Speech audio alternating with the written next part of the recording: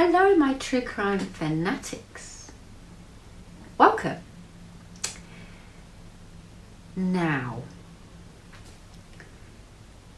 I am hosting For the Love of Art for the month of August, and today is Sunday the 4th of August. And I went and searched. I was trying to incorporate some form of art into true crime, but it's not as easy as it sounds. But yes, I did pull it off. But it's not as easy as it sounds, because it was coming up with con men with artwork, stolen artwork from galleries, things like that, which is true crime, but not what we do here. But I came across this case, and it's not art related. Next week's is, I found a way to incorporate a couple.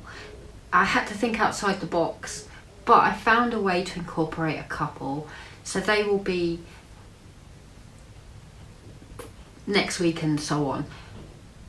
But I came across this case, and to say that it shocked me is an understatement. I've just got done researching it, and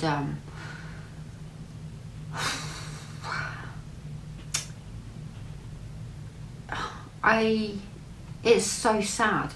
It's the only way I can put it. It's so sad, and I don't know. You will have to decide.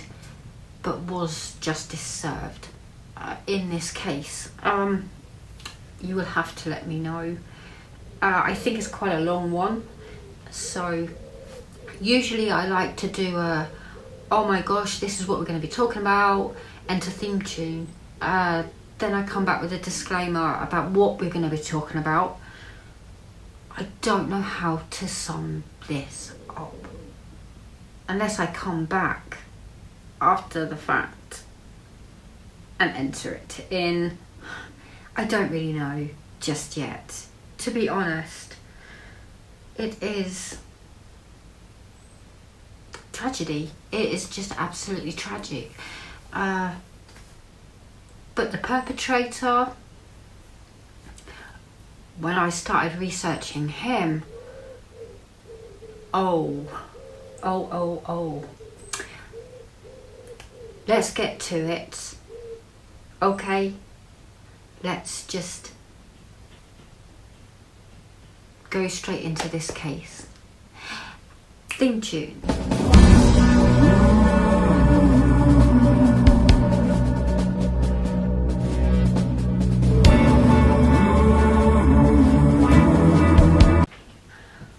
Okay, so if you are crafting along, as always, grab whatever you're working on, grab a drink, grab your snacks. All is good, okay? Please do craft away, and let's get into today's case. Today's episode, I'm going to throw a lot of names around, and I will try to keep you on track the best I can. But yes, there's a whole lot going on in several stages of what transpires.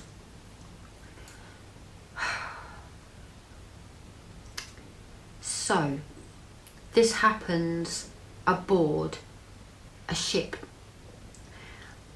The Bluebell. That's how I'm going to refer to it. But it is a ship, and it's kind of, you know, you have your decks down below, your sleeping cabins and everything else, and then you've got the sails on the top.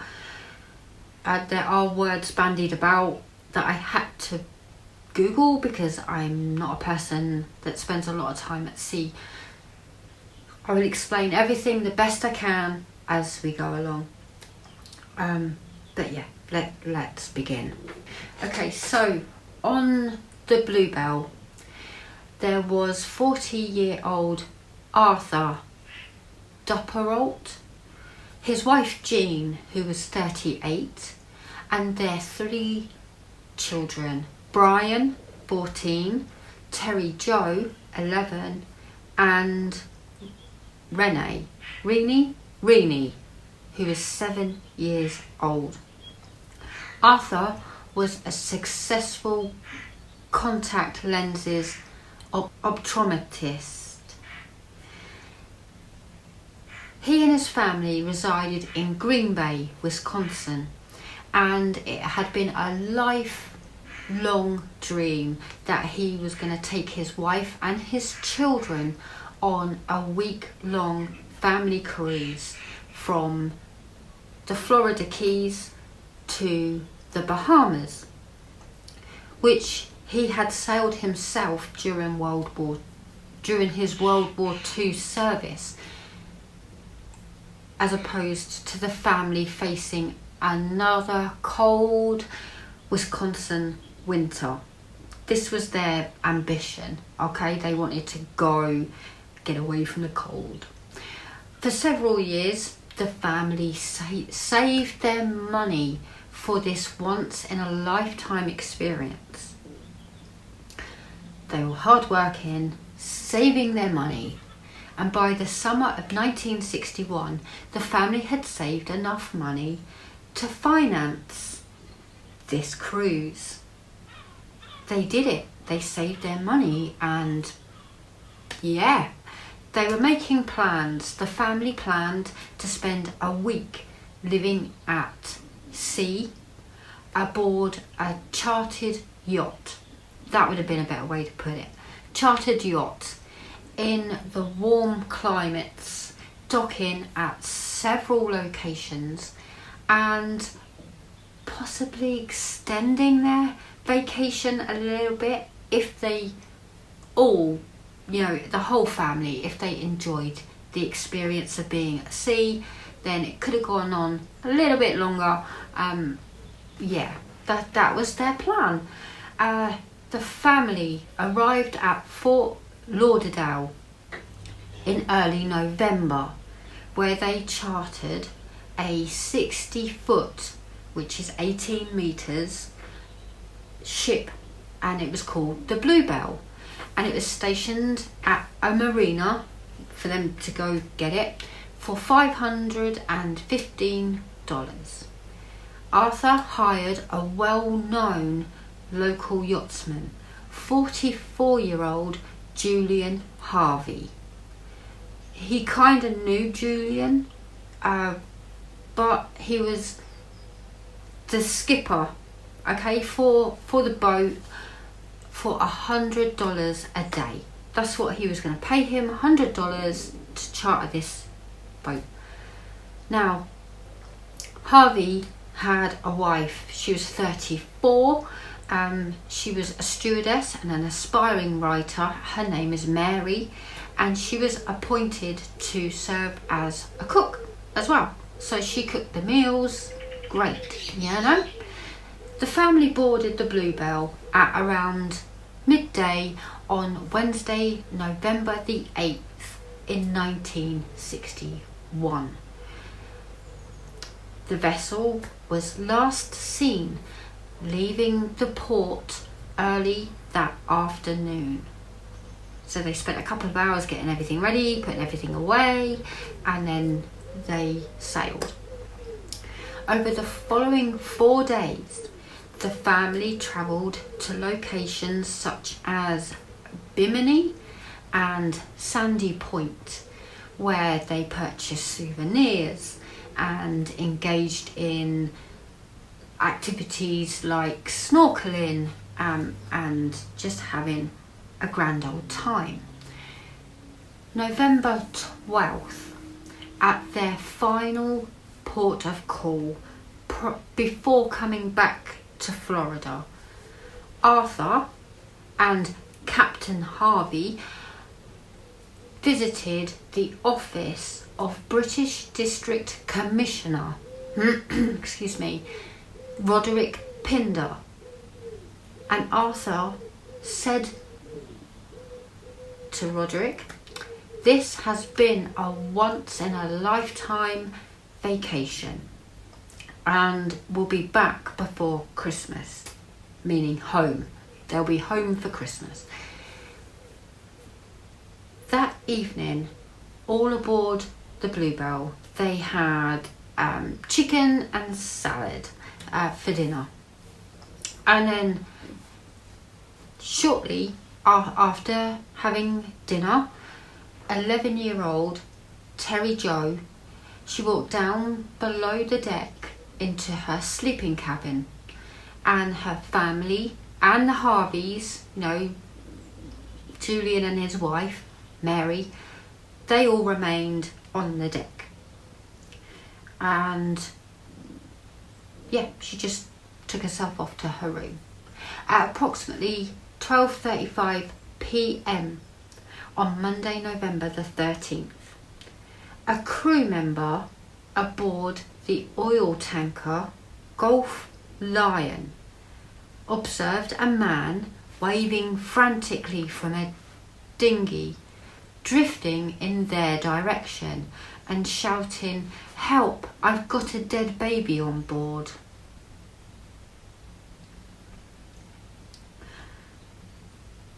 Pulling the man aboard, crew members observed a deceased body of a red-haired girl wearing a life jacket inside the dinghy. This man identified himself as Julian Harvey, the skipper of the Bluebell. Okay. Harvey explained that at approximately 8:30 the previous evening, his small vessel, now this is a word I had to Google, but it was hit by a sudden strong squall, which is wind speed lasting minutes, not seconds, like proper wind, that caused the Bluebell to rapidly keel over and the main mast that holds the sails to snap, slightly injuring his wife and Arthur and piercing the ship's hull. Now the hull is the watertight but that keeps the water out, the watertight bit. Now he's saying that it was pierced, and according to Harvey, he was completely separated from all the others on board the ship by this falling mast and the loose rigging which pulled down the mast and subsequently the sails. I mean, that was one hell of a gust of wind, right? He attempted to retrieve a wire cutter from the cabin to clear the deck space, but a sudden fire broke out on board Bluebell, and he was not able to rescue his wife, Arthur, Jean, or the children. So he was literally forced to abandon the ship alone on a dinghy with the 7-year-old Renee. Renee had soon floated by, and he retrieved her body and attempted to revive her, is what his story is. He was unsuccessful at CPR and all of that, and he had kept her body alongside him in the raft out of respect. Now, an autopsy did later reveal that Renee had died of drowning. Now, okay, so he's been rescued, and when they get to shore, with his account of what happened, he's going to have to explain all of this to everyone. And Julian, I'm just going to call him Harvey. His name is Julian Harvey. I'm just going to call him Harvey because he's the skipper. So Skipper Harvey is what he goes by. So I'm just going to call him Harvey. But he is questioned by authorities and for an account of what happened. And although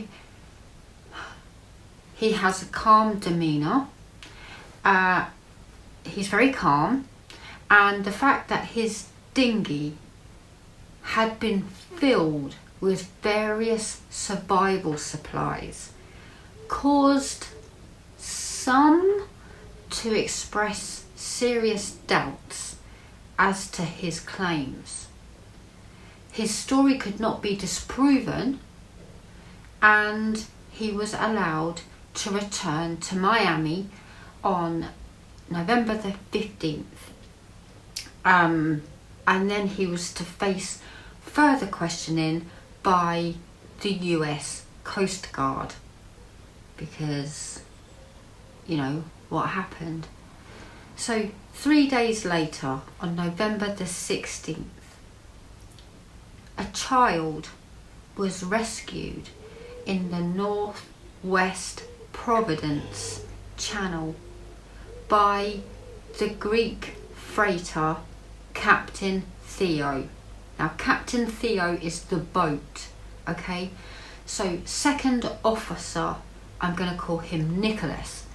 He observed her floating aboard a 2x5 foot. Now, that is a 0.6 by 1.5 meters, tiny cork float approximately 1 mile from the freighter.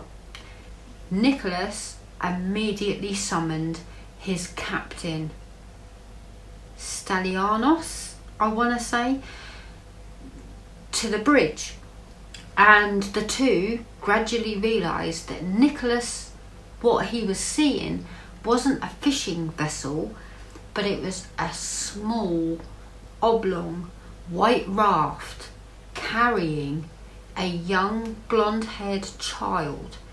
She was dressed in a white cotton blouse and pink corduroy slacks, and she was leaning backward and waving, like trying to gauge help.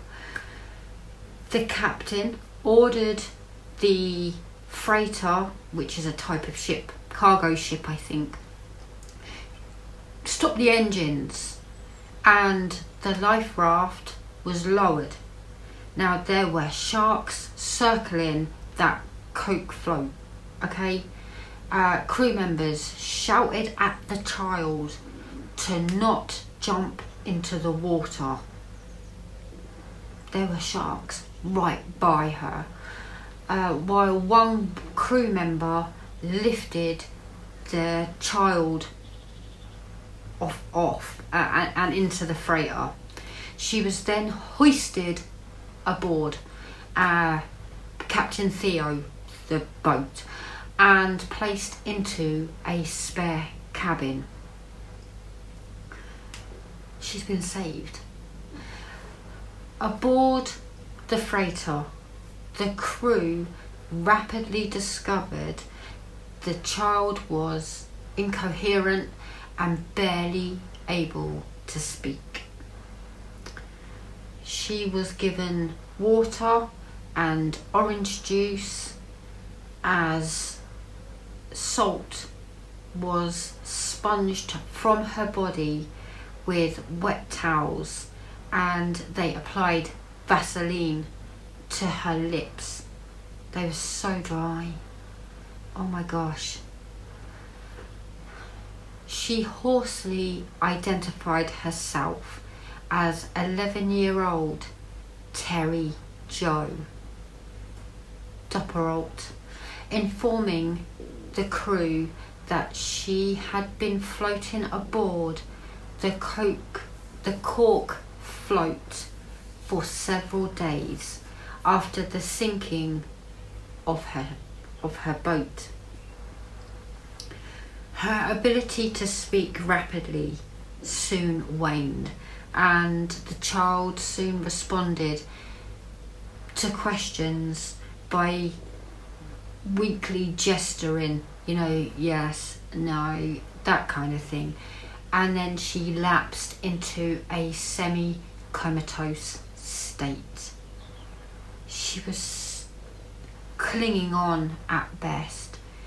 The crew of Captain Theo did not retrieve the cork float upon which Terry Jo had drifted for almost 4 days.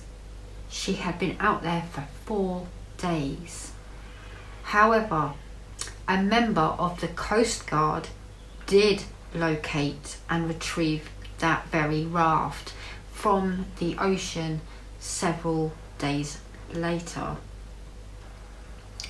The raft had almost fallen apart and almost immediately began to disintegrate in the hands of the guy who was handling it. I mean, and all those sharks they must have known, My gosh. The captain of Captain Theo, the ship that rescued her, immediately informed the United States Coast Guard of their discovery and the child's medical predicament, and a rescue helicopter was soon summoned. Now, Terry Jo, she was suffering from severe sunburn, dehydration and exposure. She was airlifted to hospital in a critical condition. 3 hours later, after having been airlifted to a Miami hospital, Terry Jo began slowly to recuperate, although for over 2 days she was unable to divulge to police or the Coast Guard the circumstances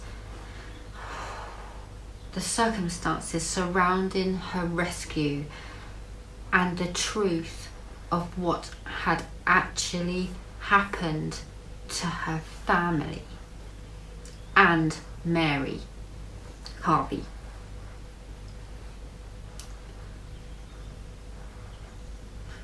By November the 20th, Terry Jo had regained sufficient strength to reveal to investigators the truth about the loss of the Bluebell.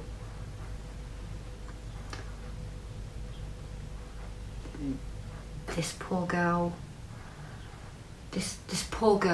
she doesn't even yet know what happened to her family. Late on November the 12th, the Bluebell began its return journey to Fort Lauderdale. This is according to Terry Jo. At around 9 p.m, Terry Jo had entered the lower cabin to sleep, leaving her parents, her siblings, Harvey and Mary, his wife, all on deck. Later that evening, and this is where things transpire, later that evening she was awakened by the sounds of her brother screaming and calling for his dad, and heavy footfalls, which she decided to go and investigate. Above deck, so she's sticking her head up above deck, and she sees the bodies of her brother and her mum in the main cabin, not far from the galley, which I believe is the kitchen or something. Walking further onto the deck, Terry Jo then observed Harvey carrying a bucket.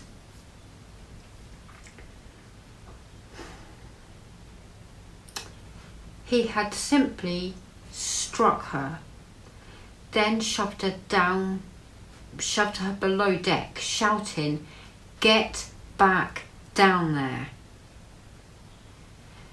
Terrified, Terry Jo returned to her cabin. Then she began to observe oil and water beginning to gush onto the floor of her cabin. This was around 15 minutes later after he said get down there. 15 minutes later, her cabin floor is getting filled with stuff. Harvey then entered her cabin with what appeared to be a rifle in his right hand. The two made eye contact, but Harvey did not shoot her. He turned around and he went back up onto the deck. Terry Jo then heard hammering. She could only describe it as hammering sounds. Shortly thereafter, Terry Jo returned to the deck, only to observe Harvey standing on the deck, and the dinghy was floating on, I believe, the left side of the ship. Okay. He then asked the child, "Is the dinghy loose?"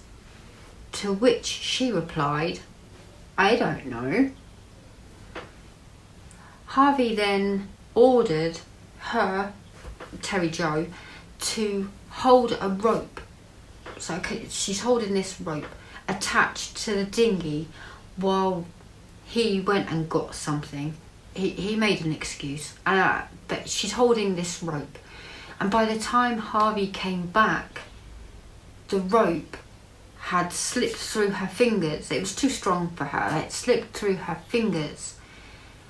And in response, Harvey dove overboard and was swimming towards that dinghy, abandoning Terry Jo on the ship, which is now sinking, by the way.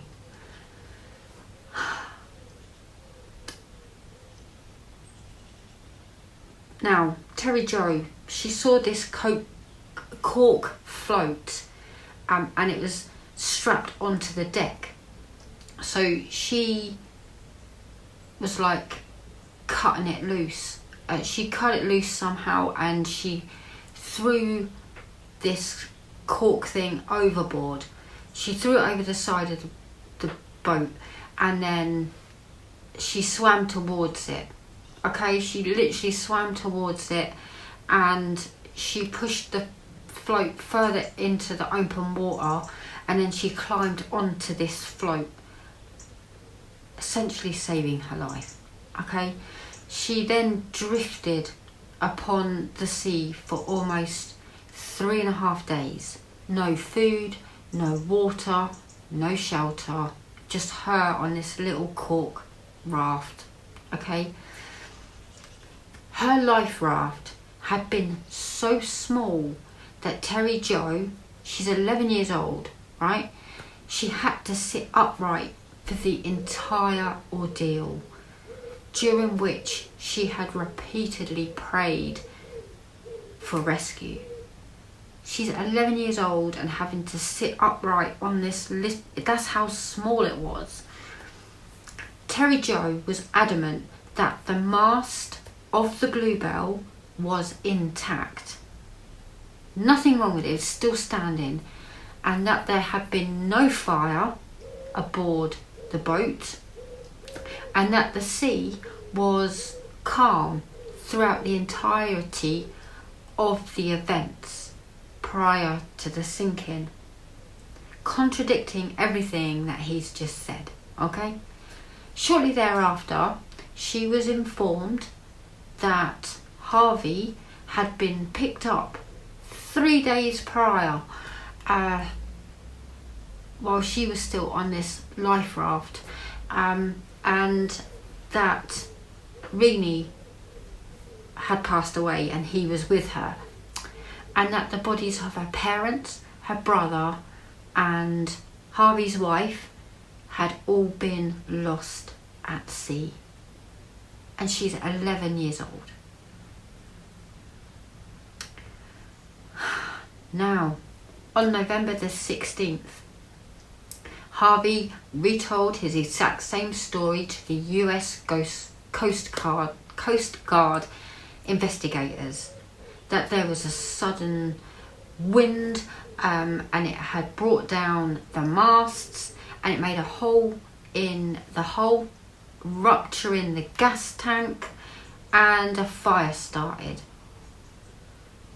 That was his story, and all of those circumstances, it made it impossible for him to go rescue his wife or any member of the family that, I want to say, hired him.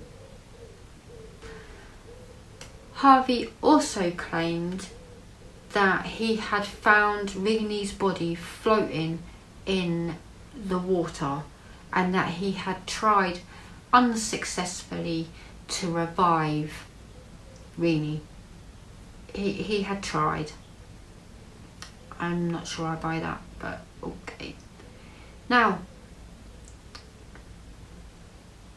this is going to go not so well for him now, because as far as he was concerned, he bolted and everyone died on board.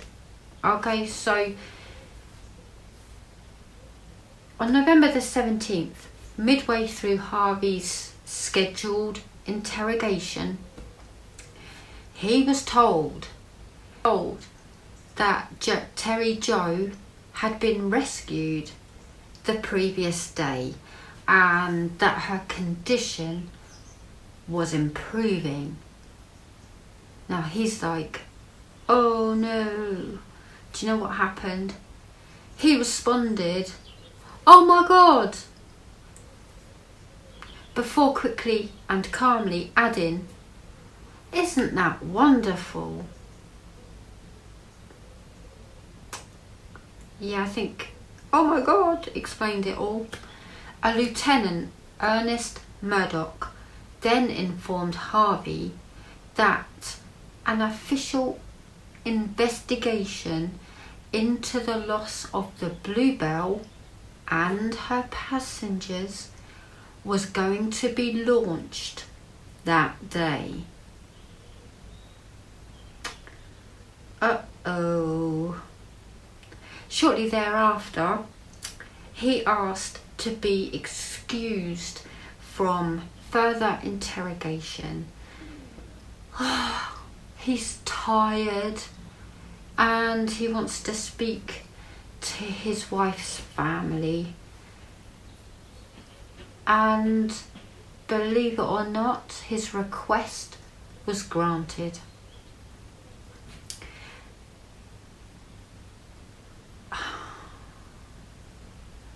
This bit frustrates me.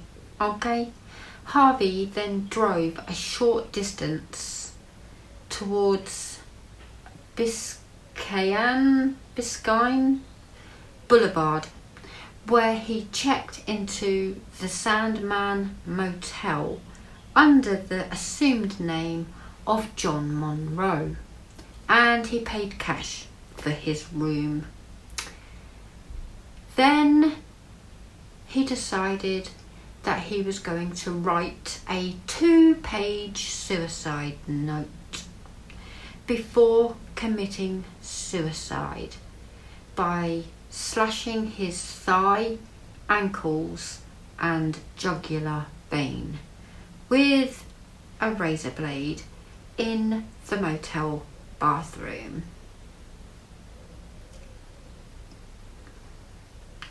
His body was found by a maid approximately 2 hours later.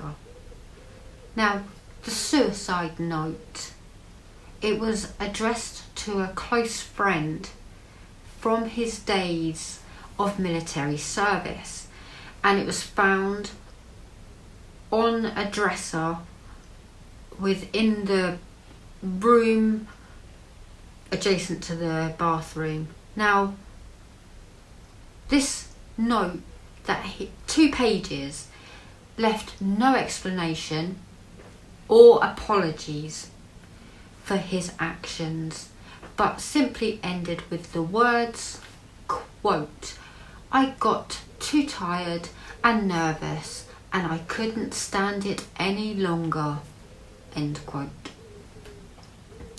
The note also requested that the recipient take care of his 14-year-old son, and he was asked to be buried at sea. Now, when I saw that he had a 14-year-old son, I'm like, what are you doing? Given such clear evidence of foul play from the sole survivor of the Bluebell and Harvey's subsequent suicide, an investigation was launched into Harvey's recent history. Now let's get into that, because this is where my eyes were wide opened.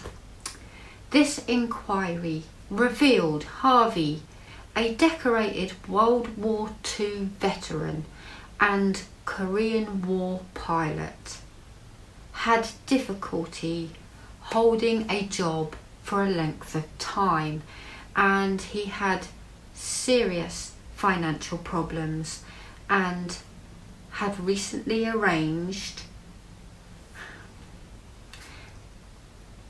a double insurance policy on the life of his wife just 2 months after their marriage in July 1961. Furthermore, just 1 month prior to the family chartering the Bluebell,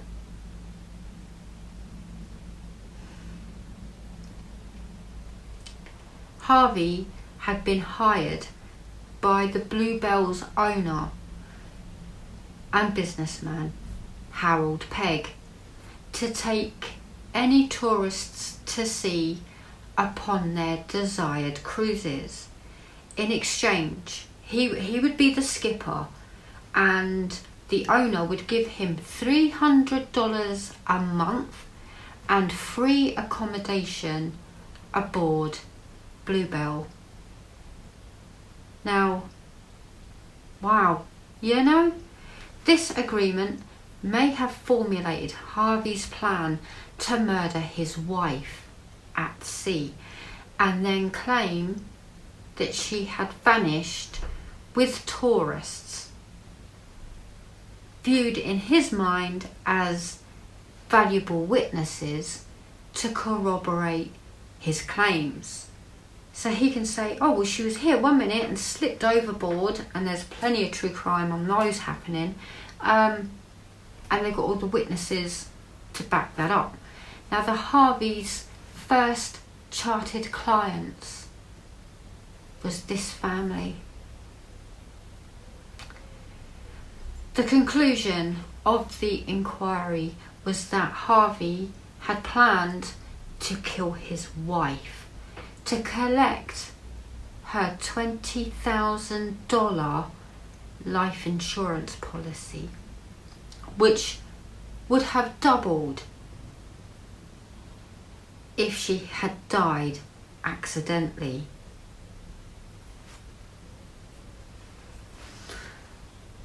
However, Harvey may have been observed by Arthur. Now, either in the act of murder. You know, he was caught killing his wife, or in the disposal of her body. So then Harvey had to proceed to kill Arthur and his wife, Jean, and 2 of the children who may or may not have witnessed the murder. We're never going to know. But, yeah. Furthermore, he had likely retrieved Reenie's body from the ocean to add credibility to his story. In closure, the inquiry concluded that had Harvey not committed suicide, he would have been prosecuted for the murder of all those who had died aboard the Bluebell and the attempted murder of Terry Joe. Now, if you think Harvey is scummy already, there's even more on this guy, and how he was hired as a skipper I don't know. But searching further into Harvey's background, he had previously survived, coincidentally maybe, a 1949 car accident that had killed the second, he had 5, but the second wife and the wife's mum, when the car that he was driving plunged off a bridge at high speed into a bayou on a rainy night, and which he had swum to safety, leaving his wife Joan and her mother Myrtle to drown. One of his boats, the Torbatros, had also previously sunk after running into the submerged wreckage of the warship San Marcos, which had sunk in 1911 in shallow water. Now, crew members on board this boat had repeatedly warned Harvey to steer his boat away from the wreckage. Clear it. What are you doing? Why are you getting nearer and nearer? But he kept navigating this boat around. I mean, it was prohibited, this site, but he was claiming to the passengers to be trying to read the inscription upon a buoy marking the site. It was obviously a memorial plaque, and he was getting nearer and nearer. I'm just trying to read this. He wasn't. He was trying to crash that, you know. His powerboat, the Valiant, had also sunk under suspicious circumstances off the coast of Cuba in 1958.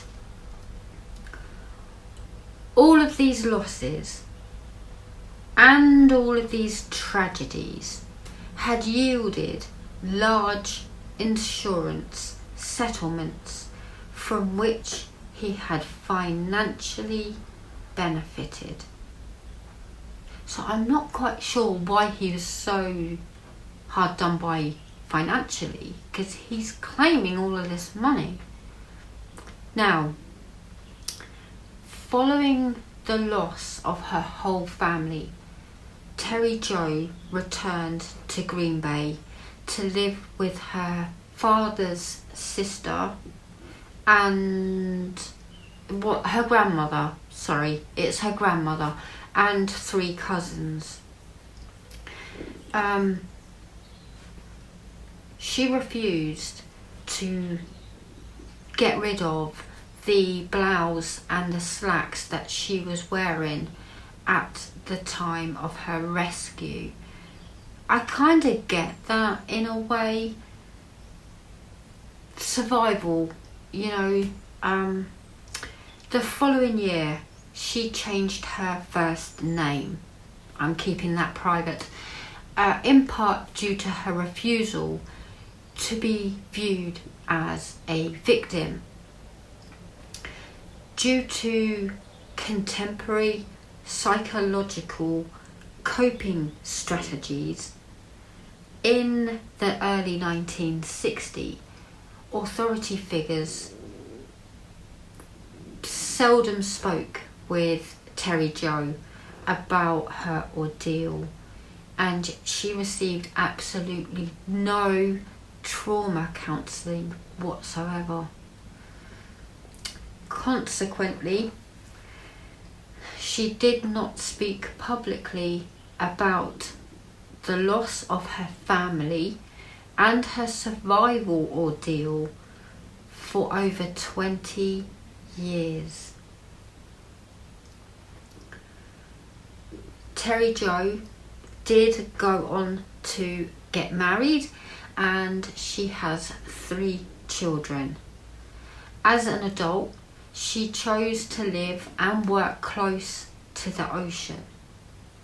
That surprised me, but her family are there as far as, you know, her mindset goes. She is now retired and resides in Wisconsin. In 2010, Terry Jo released her memoir, Alone, Orphaned on the Ocean.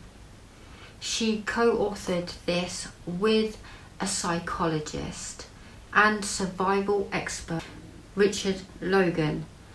This book details her family's final cruise, Harvey's murder of her family and his wife, and 3.5 days she spent upon drifting the cork float prior to her rescue, and her life in the years since. I mean, wow.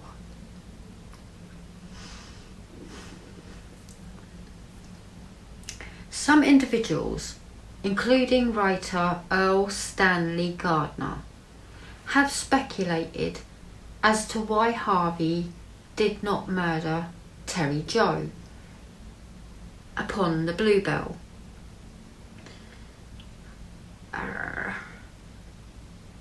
He speculated that Harvey, I don't buy this, but Harvey may have actually subconsciously wanted to be caught and punished for his actions. And I'm guessing he means all of his previous actions along with the Bluebell. But Logan and others have theorized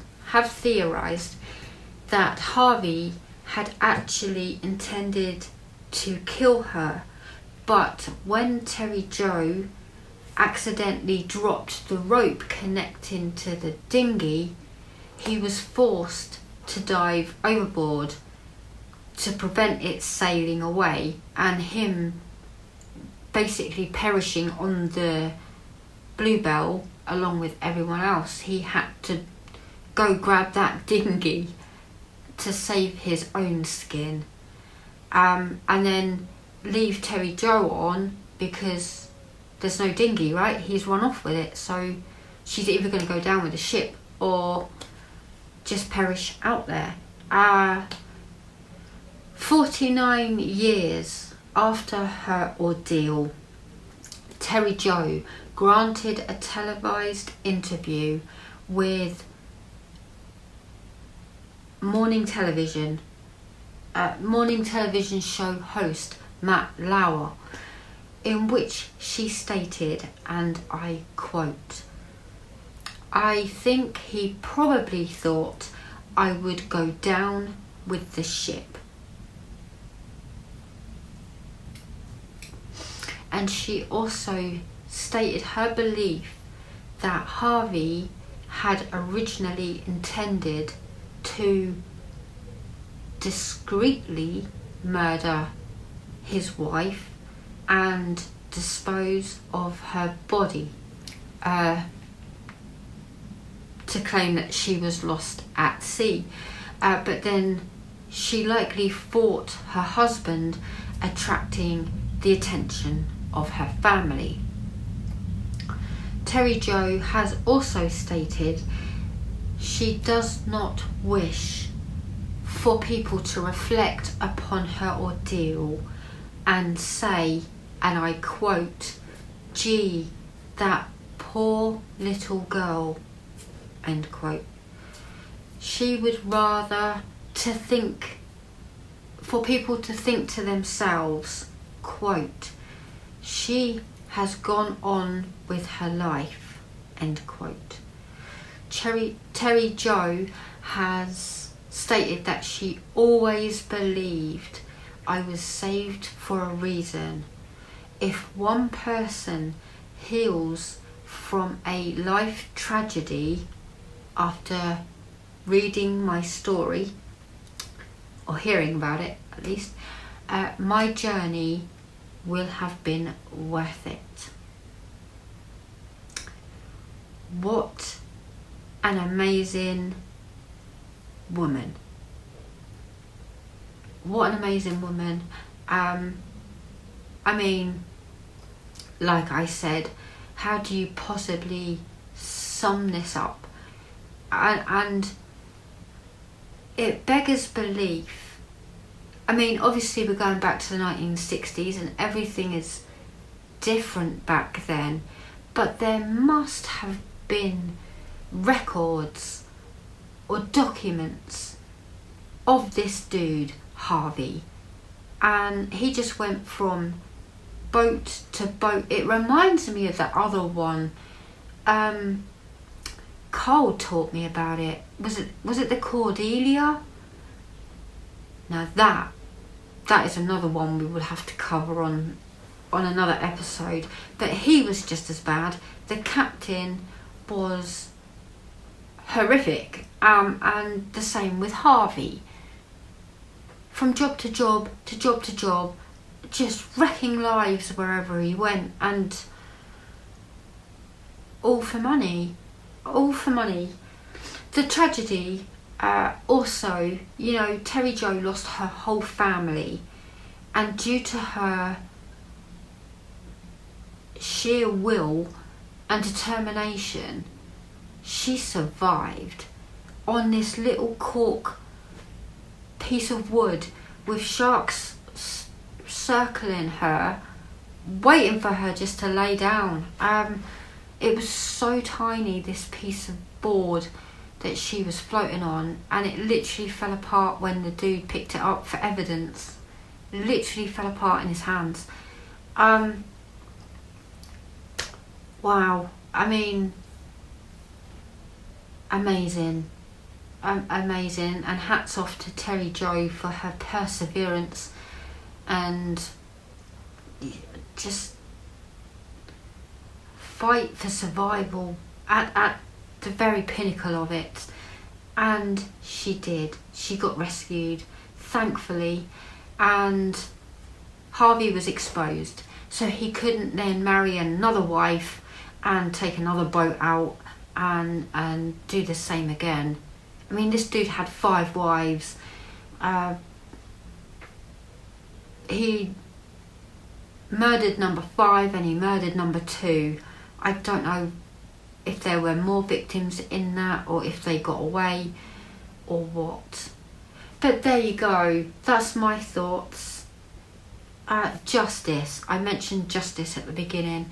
I don't know how I feel about that, because he took his own life. He chose his ending, because he knew. He knew Terry Jo knew more. He didn't. I guess that's guilt as well, because Terry Jo was 11 years old How much did she see? How much did she know? Obviously, we knew he didn't set fire to the boat. We knew, or Terry Joe did. Terry Joe knew he didn't set fire to the boat. The mast was intact. So she counteracted everything from a hospital bed. While in recovery. So she was already counteracting his claims of what happened. And she lost her whole family in that ordeal. I mean, wow. But Harvey chose his ending. He got to choose. And I don't know how I feel about that. I don't know how I feel, because suicide is always a coward's way out. But he knew he was going to go down for Arthur, Jean, Brian, Renee, and his wife Mary. He was going to go down for 5 counts of murder and attempted murder of Terry Joe. He knew. And would they have then claimed, did he get the 20 grand? I don't know. Or he would have had to have paid that back. Then as they decided, oh wait a minute, he got insurance for that and that and that and that, we need that back as well. Things came on top. But the very sad thing about that was discovering he had a 14-year-old child. Where did he consider him in any of that? You know?